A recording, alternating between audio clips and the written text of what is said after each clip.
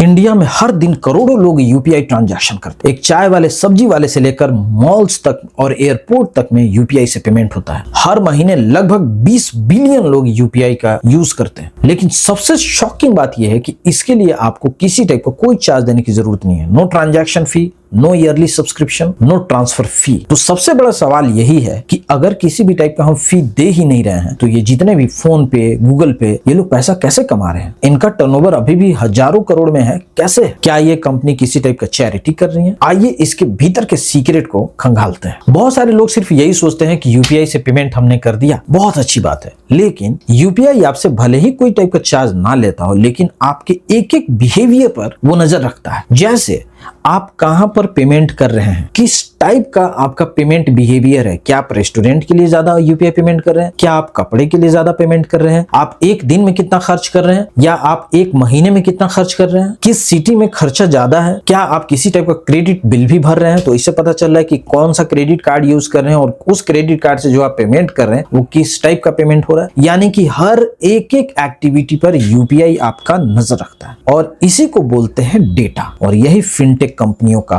Gold है, क्योंकि मुकेश अंबानी ने कहा था कि data is the new oil. 2025 में इंडिया में लगभग 20 बिलियन से ज्यादा यूपीआई ट्रांजैक्शन हुआ पर मंथ। सिर्फ एक महीने अगस्त 2025 में 20 बिलियन का ट्रांजैक्शन हो गया। यानी अगर वैल्यू की बात करें तो लगभग 2 लाख करोड़ से भी ज्यादा वैल्यू का ऑनलाइन ट्रांजैक्शन हुआ। ये दुनिया का सबसे बड़ा रियल टाइम पेमेंट नेटवर्क बन चुका है। पूरे इंडिया के यूपीआई मार्केट को सिर्फ 2 कंपनियां कंट्रोल करती हैं। सबसे पहला फोन पे और दूसरा गूगल पे। ये दोनों कंपनियां लगभग 80% के आसपास मार्केट शेयर होल्ड करती हैं। बात करें फोन पे का तो ये लगभग 45% से लेकर 48% का मार्केट शेयर होल्ड करती है। वहीं अगर बात करें गूगल पे का तो ये लगभग 35% मार्केट शेयर होल्ड करता है। यानी ये दोनों मिलाकर लगभग 80% मार्केट पे कब्जा इन्होंने किया हुआ है। यूपीआई ट्रांजैक्शन पर एमडीआर यानी कि merchant discount rate almost zero है। यानी कि जो भी आप पेमेंट कर रहे हैं या रिसीव कर रहे हैं उसके एवज में इन यूपीआई कंपनियों को 1 रुपया का कोई फी नहीं मिलता है। लेकिन फिर भी ये जायंट कंपनियां बहुत अच्छे से सरवाइव कर रही हैं। अभी मैं आपको 2025 की डेटा बताऊं, पेटीएम ने 500 करोड़ रुपया का प्रॉफिट जनरेट किया। आइए समझते हैं इनका रियल बिजनेस मॉडल। आपने देखा होगा कि ये जितनी भी कंपनियां हैं अब इनके होम पेज पर आपको बहुत सारे ऑप्शंस दिखने लग गए होंगे अपार्ट फ्रॉम पेमेंट। सबसे पहले इसमें आता है लोन। लोन में हो गया पर्सनल लोन, पे लेटर, क्रेडिट कार्ड, ये सारी चीजें।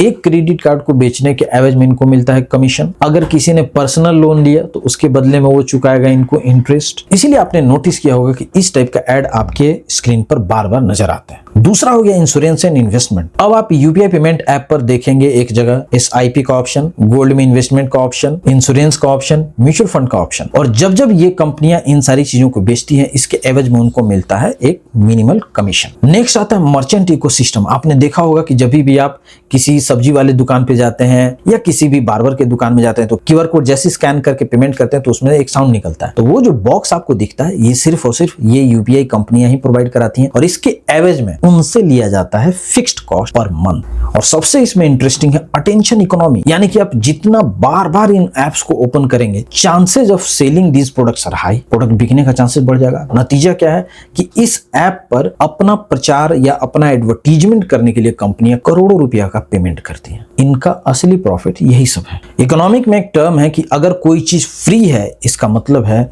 कि आप उसका डेटा है। और सेम चीज हो रहा है यूपीआई में। ये यूपीआई पूरे वर्ल्ड का सबसे रोबस्ट सिस्टम हो गया है इंडिया के लिए। अब ये यूपीआई न सिर्फ इंडिया में बल्कि नेपाल और अदर कंट्रीज में भी ये धीरे धीरे एक्सेप्ट किया जाने लगा है। इसमें दो राय नहीं है कि इस तरीके का पेमेंट मोड की वजह से लाइफ हमारी आसान हो गई है। लेकिन क्या हमारा डेटा सुरक्षित है? क्या हमारे बिहेवियर को ये कंपनी एनालाइज करके हमारे तरीके का एड दिखा के जो प्रोडक्ट बेच रही है क्या ये एथिकल है? क्या हमारे डेटा को गोल्ड माइन के तरीके से जो ये एक्सट्रैक्ट करके कंपनियों को रोज रोज बेचते हैं इज दैट अनएथिकल? सवाल वही रहेगा। कमेंट जरूर कीजिए, अपनी राय दीजिए। उम्मीद है वीडियो पसंद आया होगा। पूरा वीडियो देखने के लिए बहुत बहुत धन्यवाद। Thank you so much. Take care. Bye bye.